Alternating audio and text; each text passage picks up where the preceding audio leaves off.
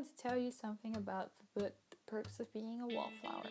15-year-old Charlie is coping with the suicide of his friend Michael. To lessen the fear and anxiety of starting high school alone, Charlie starts writing letters to a stranger, someone he heard was nice but has never met in person. At school, Charlie finds a friend and mentor in his English teacher Bill.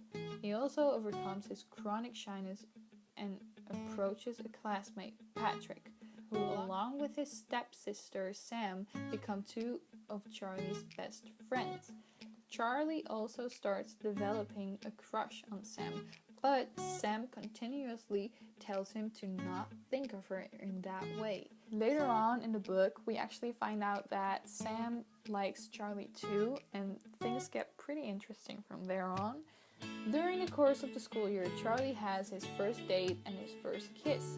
He deals with bullies and experiments with drugs and drinking. He also makes friends, loses them, and gains them back. He creates his own soundtrack through a series of mixtapes full of iconic songs and reads a huge stack of classic books and gets involved in the Rocky Horror Picture Show audience participation culture.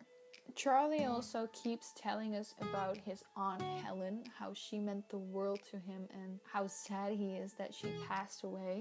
Even though Charlie has a relatively stable home life with supportive if distant parents to fall back on, a disturbing family secret that Charlie has repressed for his entire life surfaces at the end of the school year.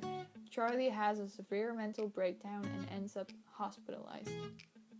Charlie's final letter closes with feelings of hope, getting released from the hospital, forgiving his Aunt Helen for what she did to him, finding new friends during sophomore year, and trying his best not to be a wallflower. Charlie hopes to get out of his head and into the real world, participating in life instead of just watching it fly by.